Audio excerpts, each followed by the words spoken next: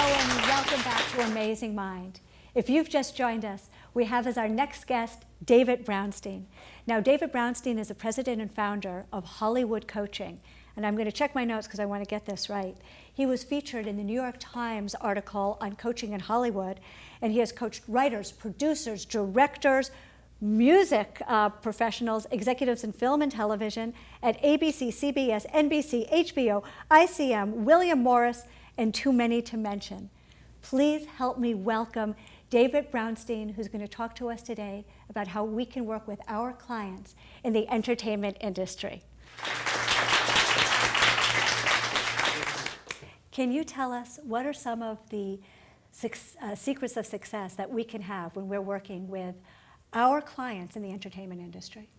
Yeah, well, one of the great things about people who are working in the entertainment industry, they're very inspired, they're very creative, they're very willing to take big risks, and at the same time, sometimes they get lost and they get stuck. So they've made a bold move to move across the country or across the ocean to be here in Hollywood, and then they go, oh, gee, what do I do now? Yes. So they're strongly motivated, but yet we all get stuck. So I've developed some ways, and maybe some of your hypnosis fans can use some of what I've learned. Terrific. I think that most importantly is to understand how inspired people are, and when people are getting lost and stuck, I will often help them get back to what inspired them in the first place. Sometimes it might be to think about the first movie they ever saw and how they felt about that, or what was the time, what was the experience that got them to move across town, country, or an ocean. And so in a sense, I think one of the things that's important to remember is that creativity is the life force for most people, I believe, but especially for people in the entertainment industry. So there's an example, Paul Haggis, who wrote and directed the movie Crash. Sure, who's seen Crash? Who's seen Crash?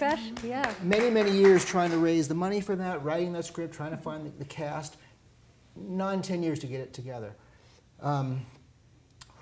In the middle of filming, Paul, the director and writer, had a heart attack. They shut down production for a little while. The doctors all said, look, your health is delicate. We think we're going to have to shut down. Maybe we should find another director to finish the movie for you because we think it'll be adverse to your health. And Paul said, if you do not let me finish this movie, then I will surely die. Wow. So in his case, being connected with what mattered to him gave him energy, gave him life force. He finished the film. They had a nurse. He was in a hospital bed on the set. Wow. But him being connected to what mattered to him helped him heal rather than, oh, rest, you have to rest. And he would have been at home going, oh my God, I didn't get to finish my movie. In other words, he would have been alive, but would he really have been living? Yes, the doctors didn't quite have the right perspective on that. So I think it's important to help people connect with what matters, what brings them life force, which in my belief is it's creativity. Sure. So reconnecting with what brought you to this business in the first place and understanding that creativity can be synonymous with life force. I think it is. I think people feel alive. I mean, often I'll be working with a client and they can't decide which project to work on. And I don't say, I think you should do this, I think you should do that. What I say is, did you notice how your voice sounded when you talked about this project, Yes. that project? And they go, oh, you're right, I should do that project. So I didn't tell them what they should do, but I just helped them reflect on how they felt about it, Sure. and it made it clearer. I'll give you an example of something else we talked about. Was a TV writer I was working with he left the show after 2 seasons of the show. He was not happy on it. His agent and manager had found a new deal for him to get to write. They pitched it, they sold it, they had a check the check was about to flow, but he could not write it, and he came to me and he said, I can't write this thing, help me finish writing this thing. What we discovered in the course of working together was that he didn't really believe in the project, and he had just come off of a project that he had a horrible time with. He had actually left a show that he had created. So he unconsciously or even consciously knew how badly it was, how unpleasant it was to be on a show that he hated. And his mind, his creative mind, would not let him write that. Sure. So I helped him find a way to communicate with people saying, this is not the right project for me. He said no to everybody. He went on a brief vacation to just clear his thought, and as he was driving, he had a brand new idea that he was very excited about. So it's not your job or our job to help people write what they're supposed to, what they have to write, but instead write what they need to and want to write. Yes, what's going to light them up? Nobody can sit down and, it's not like laying bricks where you can just say, I'm going to put the brick here, I'll put the brick here. People have to go to the depths of who they are to write, to create, to act. And it's our job to help them find the area, remove the blocks so that they can create what they need to create. What other strategies can we use? Well, and so when someone is reconnected, I give them a homework assignment between coaching sessions. Obviously, it's best if I can pull out of them what's one single step they can take rather than me saying, I think you should do this or that. But I like to make it as small as absolutely possible so that it sort of circumvents all their negative thoughts and beliefs about why they can't do it. For example, I had a client who had not paid his taxes, filed his taxes for 5 years. Wow. Not that that's ever happened to anyone else before. Never. But he had not done his taxes for 5 years. So we were talking, and I said, well, here's your assignment. I did give him this. If you know where your box of taxes are, just find it and just bring the box from the garage inside the house. That's all you need to do until we talk next week. One tiny thing. And he said, okay, I guess I can do that. So after we got off the phone, he pulled the box out, found it in the garage, brought it inside, and he was like, okay, I'm done. And then what he did was, then he opened the box, and then he found that year, and then he started working it. So he started the process by giving him the assignment that was tiny, tiny, tiny. Just find the box, bring it inside. But that started the process. So if I started getting into, well, why don't you want to do the taxes? Overwhelm. Yes. One tiny, he got a win by just moving a box 10 feet. Exactly. But is it important that people do their homework? Are we looking for that completion? That's a good point. I mean, it's nice when people do their homework, but I'm more focused on what did they learn. So for example, somebody might be wanting to write a script or wanting to make a certain phone call or wanting to work on a certain project. I will encourage them to take a tangible step towards that project. But when they report back to me after the week, I'm less concerned about whether they did it or not, although that's nice. What I'm interested in is what did they learn in the process. They might have discovered that they didn't care so much about this thing, or it was harder or easier, or they needed more information. There are any number of things they might have learned. So my focus as a coach, and when you're helping clients as well, it's focusing on what did they learn. It's not about making them wrong about it. They already have enough negative thoughts. I didn't do my homework. I didn't do my homework. Yes. My thing is extracting what they did learn about it. Sure. So people can learn that they really don't want to work on this project.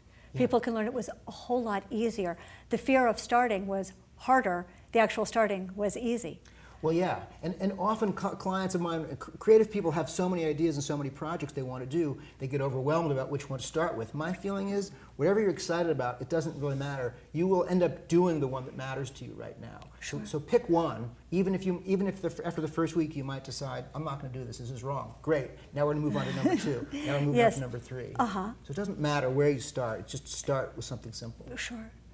Sometimes my clients, and when we're working with people in all aspects of hypnotherapy or moving forward in life, just have that overwhelming feeling, it's never going to be good enough.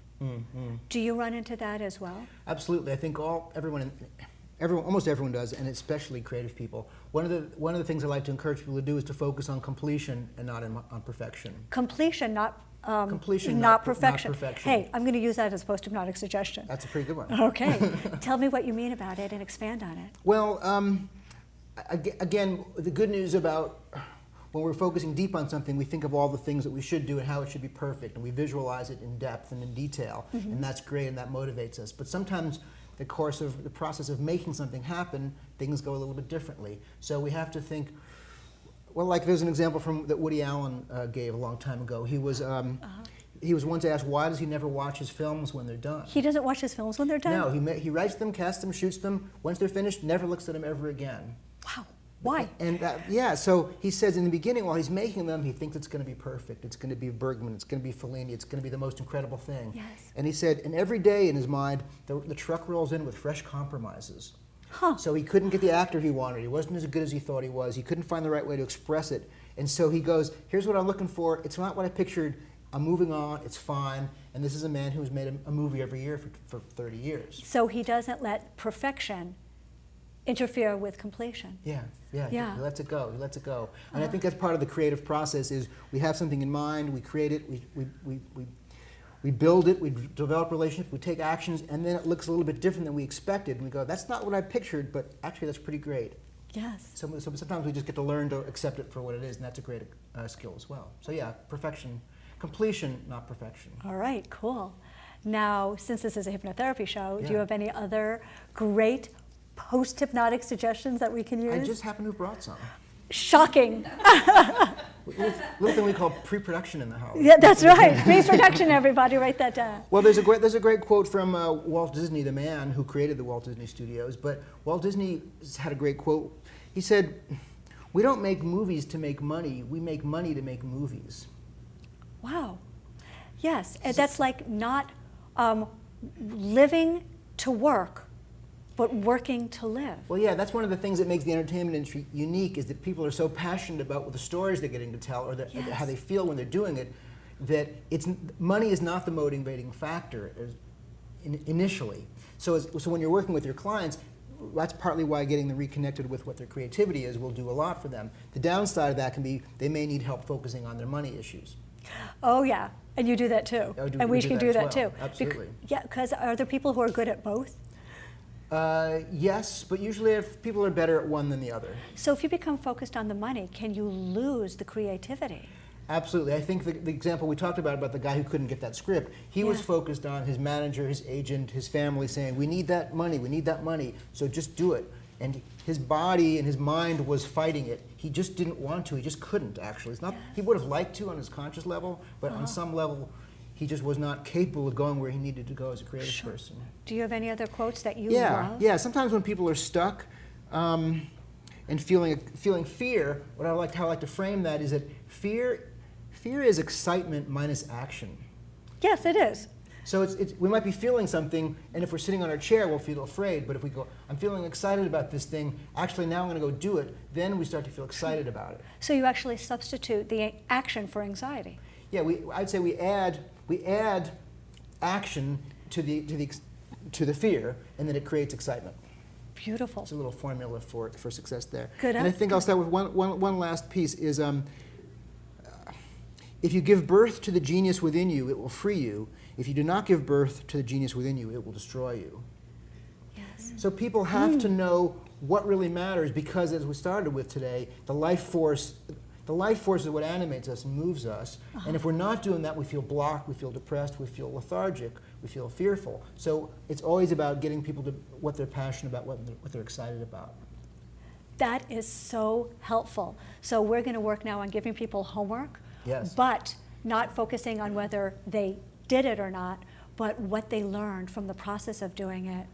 Getting everyone reconnected with that creativity, the thing that got them into the business in the first place. And you know what, I wish we had more time, but we're right up at the end of our show. Everyone's going to want to learn so much more about that. How can people get hold of you and Hollywood Coaching? Yeah, great, thank you. Well, my website is Hollywood Coaching, and they can sign up for a free newsletter just by going to visit me at hollywoodcoaching.com. And I have a free newsletter, we do events, I have a free book download, all kinds of cool things on my website, Hollywood Coaching. Well, David Brownstein, I want to thank you so much for coming and being on our show. And I want to thank all of you in our studio audience and all of you at home for watching the show.